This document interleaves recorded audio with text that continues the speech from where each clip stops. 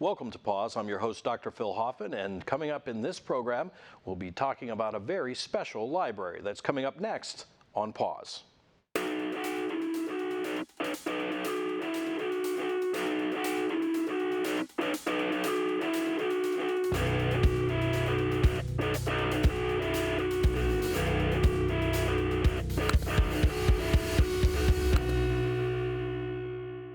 And welcome back to Pause. I'm your host, Dr. Phil Hoffman, and joining us this evening is Donna Riegel, who is the director of the Wolfner Library. Welcome, Donna. Thank you. Glad to be here. Well, let's talk a little bit about the Wolfner Library. It might be something that folks in our viewing area have not heard of before, so let's talk a little bit about what makes the Wolfner Library different. Well, the Wolfner Talking Book and Braille Library, to use its full title, is dedicated to serving people with visual impairments or physical disabilities that prevent them from using standard print material. We are part of the National Library Service, and we are one of 50 network libraries in the country. We are funded by the federal government and we are funded by the state. Our purpose is to help enrich lives and to improve quality of living, quality of life for the people who, and now they don't have to give up their reading. Mm-hmm. Reading is important, so we do that. Now, the library itself is physically located. The library itself is physically located in the Secretary of State's building, and we are part of the state library. And we work out of there. We have our offices are on the second floor. Our circulation is down on the first floor, but we do everything there. Used to be, the Wolfner was started in 1938 in St. Louis, and it moved to Jefferson City in 1985 when the state took it over.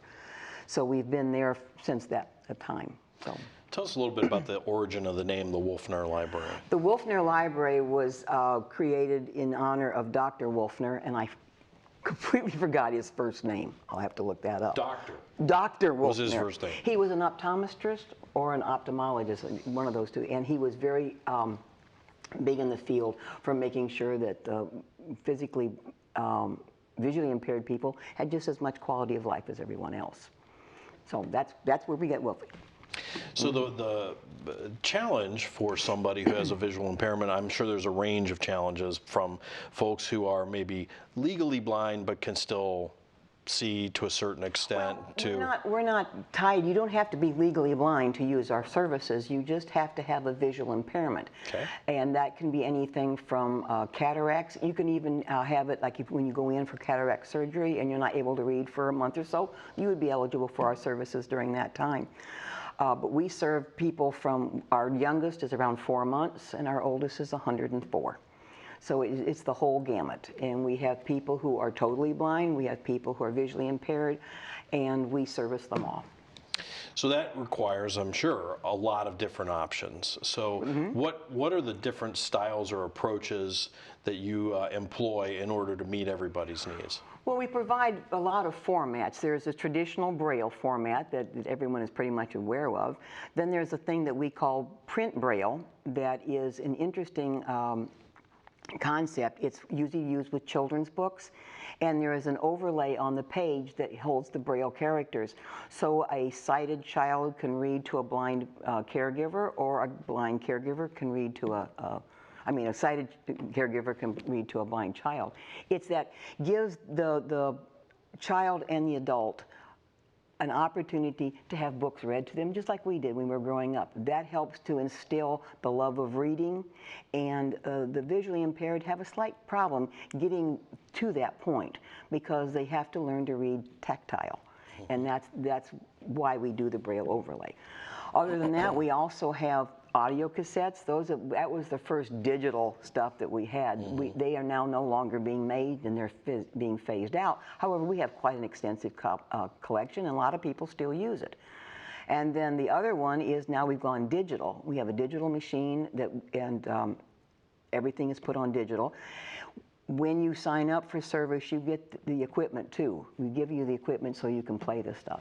And then we also have what we call BARD, which is Braille and audio downloads. And you can actually download audio from the computer, and you can download Braille if you have a Braille reader. So we have the whole gamut.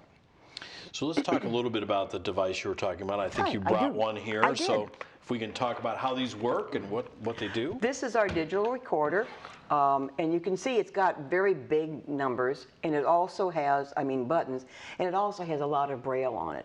But it's very simple. It's battery operated, or it has, you can power it up. And your cartridges come in containers like this, and you just open them up.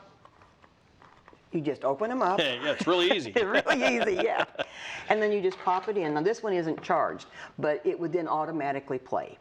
And then you can go forward, backwards, speed it up, the volume, and then when you're done, you just take it out, put it back in the container, and send it back to us. Everything is done by mail. It's free postage for the user, and it will send it to them this way, and then when they're done, they just take the card, turn it around, send it back, and they don't have to worry about it. It's really great. And then the BARD is you can download to a tablet, a computer, an iPad, or any of the Apple devices, and Android. We've got apps we have apps for that. Well, one thing folks probably don't even realize is your computer at home has some capabilities built into it if you have visual impairments or if you have auditory impairments. So many people, luckily, don't have to access those parts of it. But for somebody who is in that position, if they have a regular Windows computer, for example, there are some things built into it, right? There are. Windows is not as up to snuff as far as that goes as Apple. Apple is very good at accessibility. You have to have a screen reader, and there are several out there. The ones that we use at Wolfner, the people that are using JAWS. And we have a staff person who is blind, and he proofs everything that we put it out there. It should run, if it runs on his computer, it should run somewhere else. Now, it also depends on what you have in the way of IT and that interface, but mostly JAWS will work on everything. So yeah, we're quite proud of that. So I can download a book to my iPad. Now, when we talk about that, what's the difference in terms of the services you offer than if I just go on to the Amazon store and I download a book on tape or something like that? What's the difference? The difference is because our digital material meets NLS standards, which means when we record a book or NLS records a book, it is very extensive. There are very high standards. Let me show you what a book looks like when where's my book? Oh, here. This is what a book looks like as it's being read. Okay. You've got all kinds of tabs.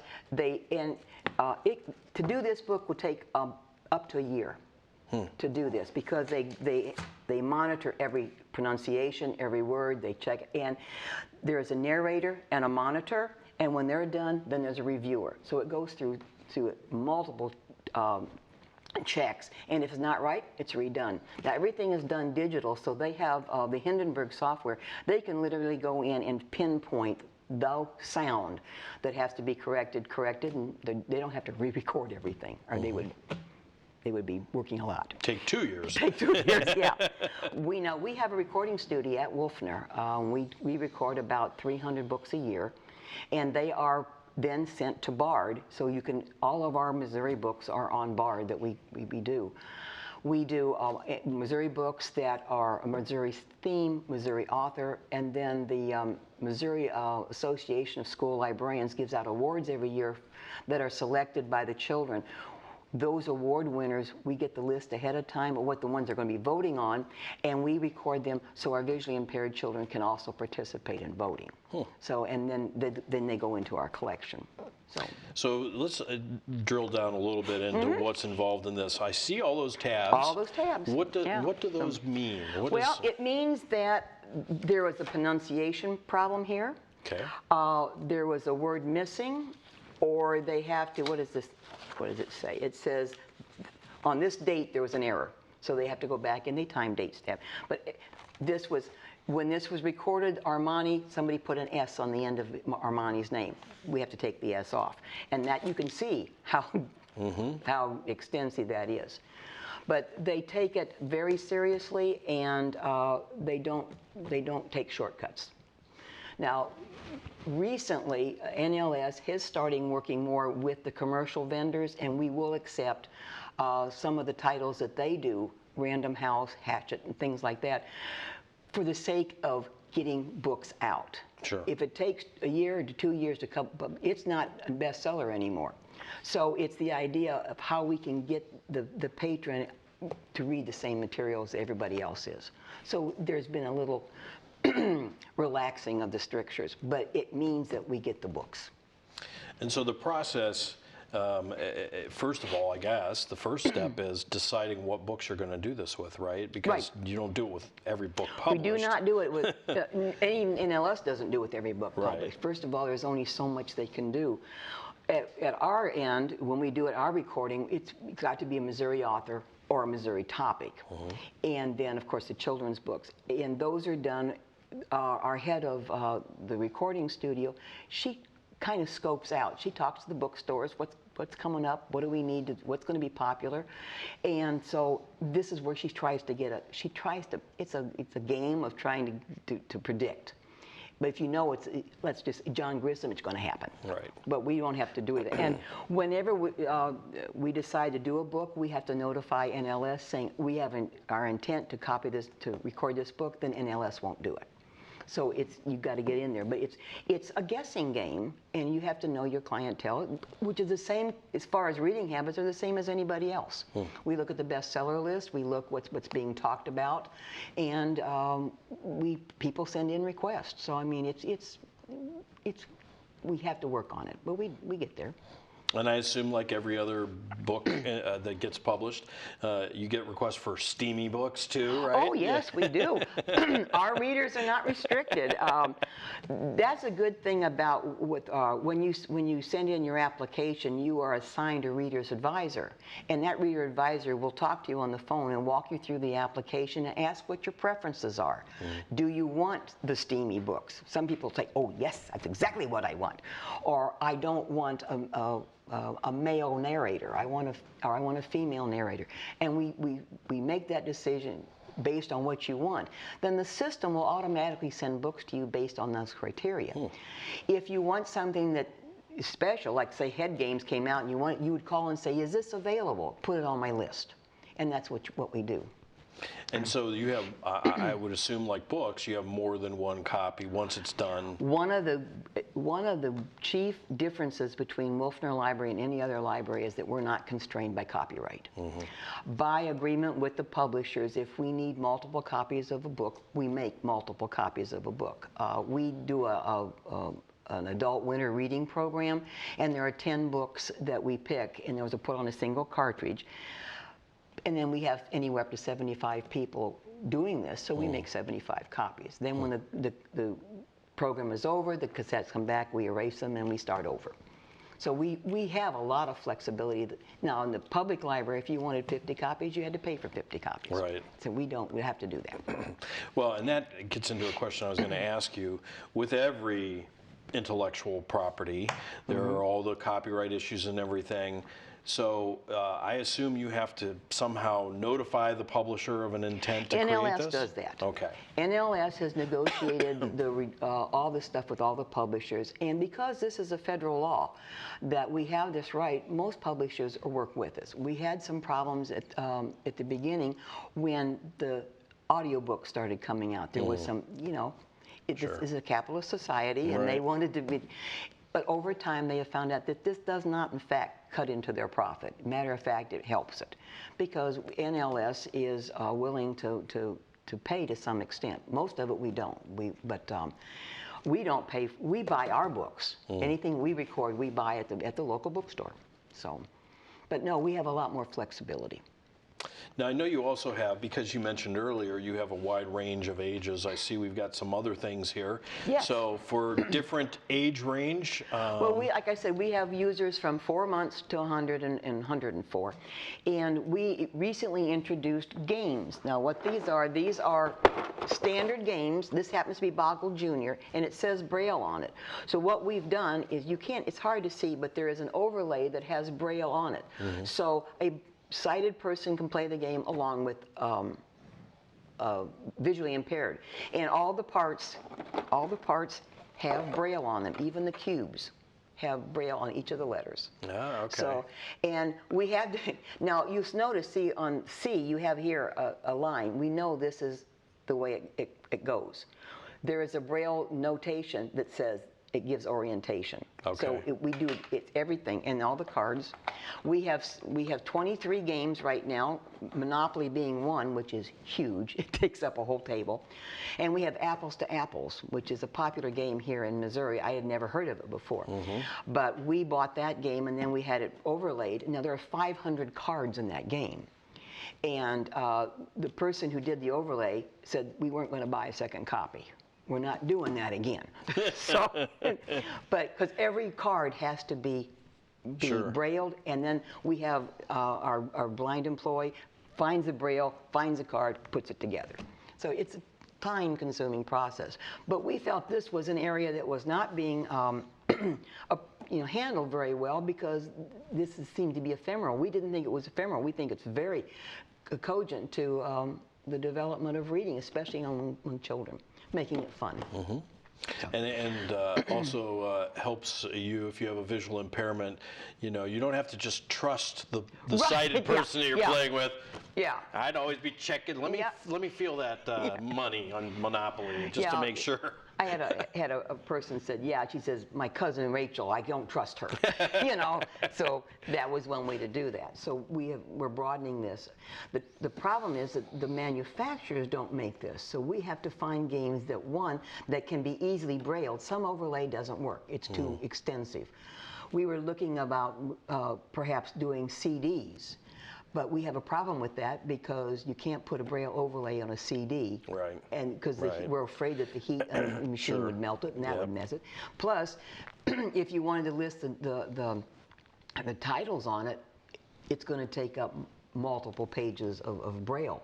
So it's cumbersome. So we haven't figured out how to solve that problem, but we're working on it. Yeah. We're working on it. Well, I mean, we're doing the same thing in television. There's a visual description that is part of the closed caption screen in some cases, or secondary screen.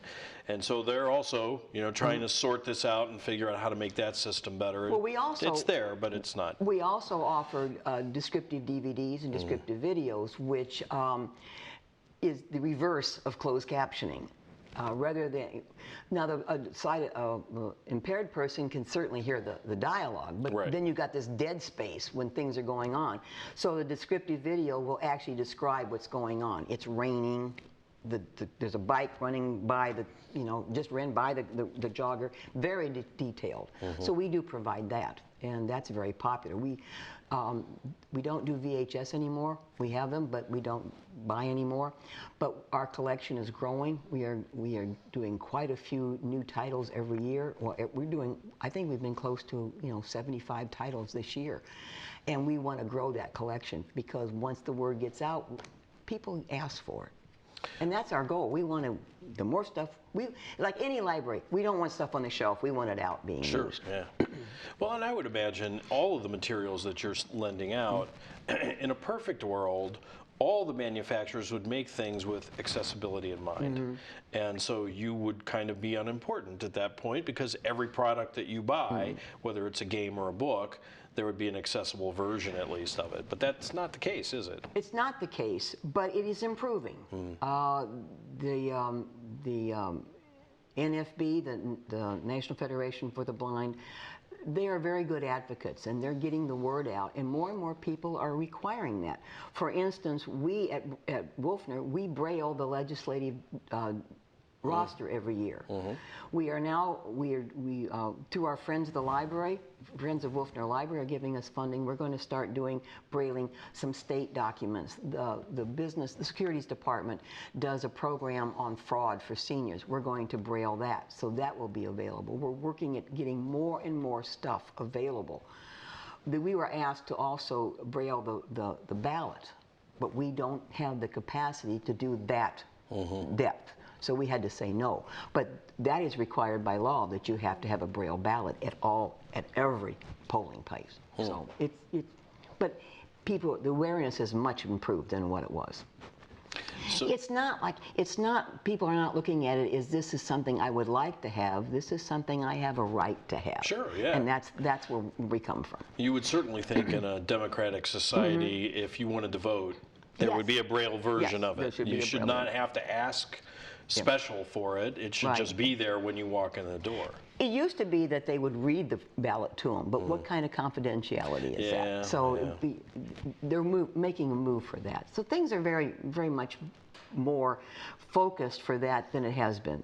I think this is, I'm not going to say the golden age, but it is much better than it was when I was growing up. When I was growing up, it was the vinyls, and then that was the. Which, by the way, you brought those. We want to rock it old school here for a minute. Donna brought. This is from back in the day. This is as back in the kids say. day. This is what I always refer to as the original floppy disk. This is a book. This is The Queen of the Damned, and this was in 1989. Anne Rice. Anne Rice. And Yeah. there are, well, this isn't even a Wow. complete one, but Holy there's cow. there's 20 of these. And these are floppy. You can literally roll these up and put them in a tube if you were so inclined. And then there is Braille on both front and back. So this is the old days. This is the old days. But actually, I mean, if you think about it, it's lightweight, it's flexible, it can go through the mail, and I'm sure the audio quality is It's like mediocre, but you know. typical record. Right. It's got the same little, Yeah, I bet. So- I bet. But it's still, again, you think about even the technology, as you showed earlier with the digital player. I mean, the technology is advanced. Oh, yes. The accessibility for the technology is advanced. So, in many ways, we're moving in a better direction. Yes. So, when you think about where the library is now, and you think about where you'd like it to be in the future, what are some goals that you have? The goals that we have right now is we want to get the message out. We want to increase the number of people that use our service. Census numbers tell us that there's a substantial group of people who are defined as visually impaired, not even counting the physical disabilities. We need to get to them. I would love to be so busy I can't get work done. That would, right now we're doing pretty good. We put through that library anywhere from 4,000 to 5,000 items a day. And I would like to be overburdened. That's our goal, is to be overburdened. We want to make sure that this word gets out because we know there's a lot of people that can make use of this. And it's not, the stereotype is that Wolfner is for the blind old person.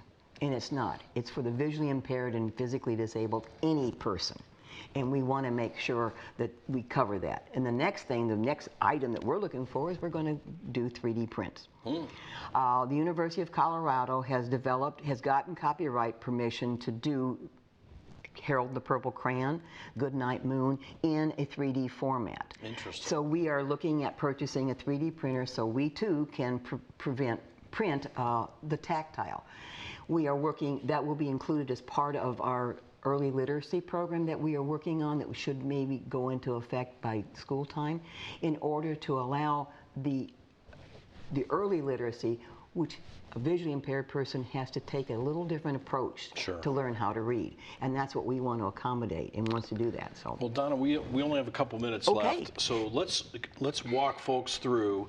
If they're watching right now and they think, I know somebody or I would like to get access to these services, how do they get started? What do they do?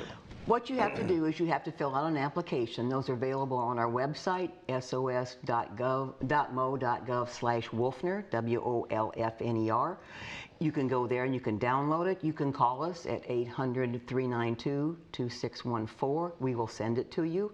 They are also available at various public libraries. Not everyone has them, but some.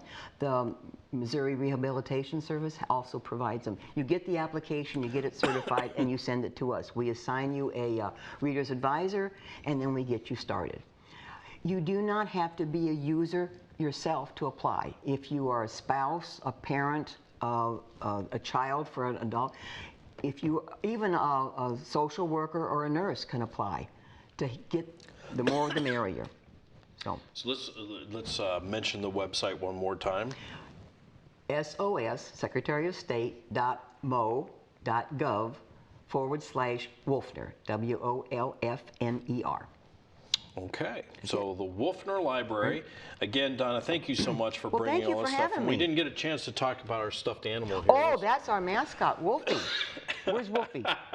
There. Wolfie. Yeah. How Wolfie. appropriate. How appropriate. Well, we appreciate you being here today. If you're watching right now, and you know someone that might benefit from the services of the Wolfner Library, we hope that you'll visit the website, as Donna mentioned. And again, reminder, if you're not sure how to get to the website or you didn't catch the phone number, we'll have it on the KMOS website, but also you can visit libraries near you, and they can certainly direct you to that.